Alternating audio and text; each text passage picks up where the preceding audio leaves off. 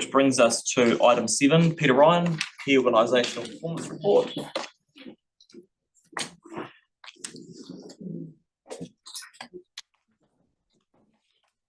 Morning, everyone. This is the wrap up for the year gone by. I'll take a lot of the report as read, but I'll hit a couple of highlights. Look, levels of service are up on recent years. That's actually quite hard to do. We didn't have anything special there. We didn't get a break in the weather.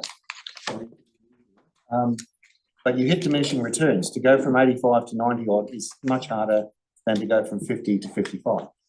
So you're in a tougher space. I just want to recognise the heads of service there. That's largely the result of focus from heads of service, not any special break or stroke of luck. There isn't any luck in delivering that set of services. Moving on to capital, just starting out with a view that the points I'm going to talk to here are mainly about delivery of milestones, like actual delivery on the ground rather than spend.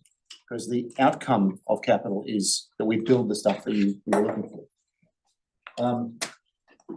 Delivery of capital was around about 80% for milestones. We brought to you in January, you may recall, a bit of a risk profile and the graph showing where capital was headed. That resulted in a deferral of about $72 million in what was then the coming year. Some of those risks are still there. If you look at, I'm just going to draw your attention to the graph at 8.11 in the report. I can't fly the machine from here, so I'll ask you to actually look at yours. But you'll see there that the year gone by, we've just delivered about 480, and there'll be much more in the PMO report on this. I'm just going to hit a couple of highlights. The year gone by, we delivered about 480. If you accept the carry forwards in the finance report today, your 26-27 year is going to look like 775 or so. So quite a steep climb. Now, it's already been acknowledged, and it's referenced in this report that people are already looking at that program. I don't believe we intend to come up to the new council in November with those sort of numbers. So there's work underway, but I just want to highlight that that's a work in progress. The other point that's mentioned there briefly is we've started work on understanding quite a complex little wrinkle. When savings are found, for example, through sharper contract prices, if a contract is, we think it's going to be 10, but it turns out to be 8 or 9, how that saving is realised, and if in fact it is a saving, might mean that we can come back to you with some options. So that if we save on the capital program and we're still getting what we wanted to get, then the quantum of the capital program could come down instead of recycling the money. But we need to understand exactly how that works. It is quite complex. So this is just foreshadowing, not a promise of much smaller capital programs. Oh, I've heard that as a promise. So. Thanks. Right, okay, just moving on. In terms of OPEX budget, in terms of capital planning, that was realised or substantively realised for the year. No issues there. In terms of OPEX, we obviously finished the year with a surplus. That's not an issue. The percentage there of 80% of activities is really about trying to budget correctly below that overall number. So finance are onto this. They're looking at activity budgeting for the annual plan and the LTP, especially things like activities that are underspent but delivering all their levels of service. So that's something staff are aware of. Capital spend was a bit lower than forecast, but there's the whole PMO report to follow, so I really will leave that for that side of things.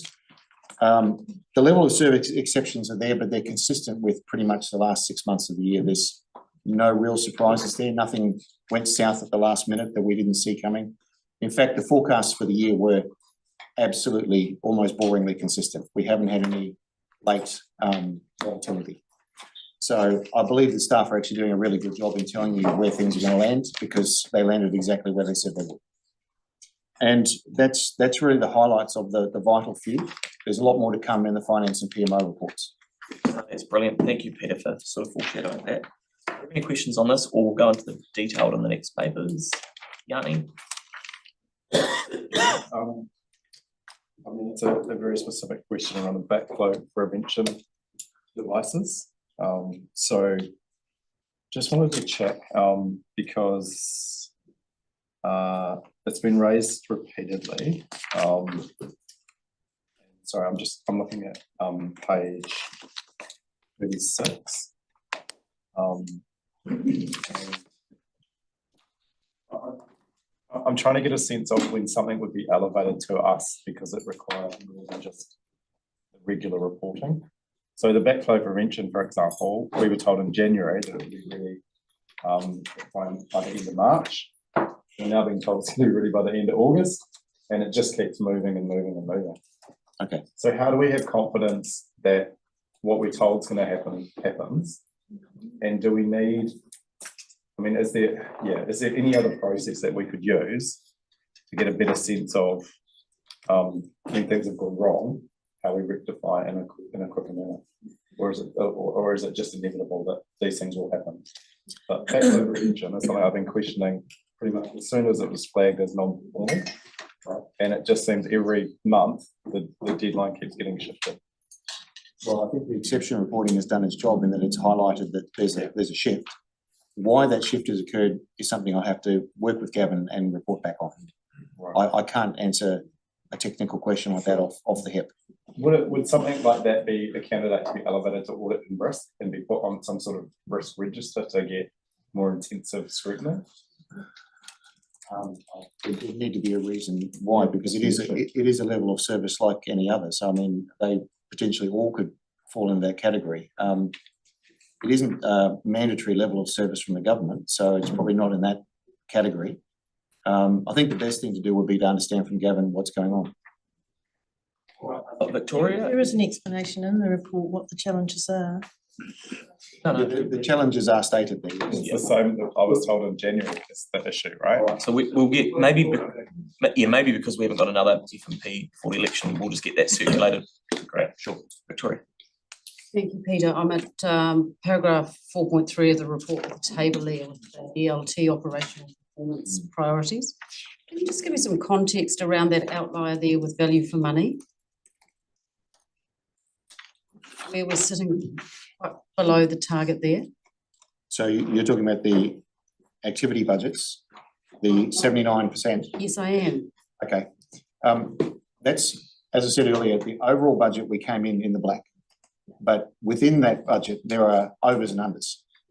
Some activities were overspent, some activities were underspent. Actually, this year, an unusual percentage were underspent. Finance is working on why that was the case, why were the budgets set that way, to get the components right. Rather than, this is not about the overall budget where we were fine. It's about the detail underneath it. And roughly 80% of the activities were on. So we're saying, what's the story with the other 20%? I think it's just the optics with the heading with value for money just raises a little bit of alarm bell. I think that's unfortunate. It's just a title that was used. What this really says is, out of your 40-odd activity budgets, how many turned out to be bang on? And there's nearly always some that are not, for various reasons. What we're saying is, let's dig into that and get it right. Okay, thank you for that. Okay, so I had to move that. Mel's happy. Sarah's happy. Oh, you had a question? Oh, yeah. And then you'll second it? Yeah, happy to. Just could you talk to me a little bit about that, the water supply stuff? So the capital delivery is down, but overall spend is up because we've got increased maintenance costs, reactive stuff when things are breaking. Yeah. How do we shift that so that we're actually doing that capital and the renewal and those kind of things to cut the maintenance costs? That will be a lot to do with, actually, no, I'm going to step back a bit, say, Brent might have a thing to say, but that's a very extremely technical question and even staff may have different views on it. So yeah. I think rather than wade into waters that I don't understand. I see. Yeah, thank you. Dad jokes are us. So we have over the last few years ended up spending more on reactive maintenance than we had budgeted. I just want to make sure that in the next annual plan, the right amount of budget goes in so that we're not having to pull it from elsewhere and stuff. Yeah. Understood. Yeah. There is some work going on deliverability of waters capital. Yeah. And, we may be able to talk to that. And I think Brent is onto it already. Yeah, and also on prioritisation, so the operational spend, the reactive spend is one of the factors that feeds into our programming of our renewal budget, and we'll continue looking at that, as is coordinating with other utility providers. So Gavin is onto that, and I think keeping an eye on that through the monthly performance reports, but also through the quarterly through programs, we'll be able to dive into that. Thanks. We've also got and I don't know if it's nearly here, but we've got a one pager coming on water, like a FAQ out of, I think, Michelle. Yeah, it's So that'd be quite useful as well. pretty well a summary of what was presented in the last Three Waters quarterly report, which was just sort of a snapshot as to where we're at and what progress we're Yeah, cool. Yeah. Is that far away? making. Okay, so that's been moved and seconded. All in favour? Against, that's carried. Thank you very much, Bennett. We'll see you back shortly.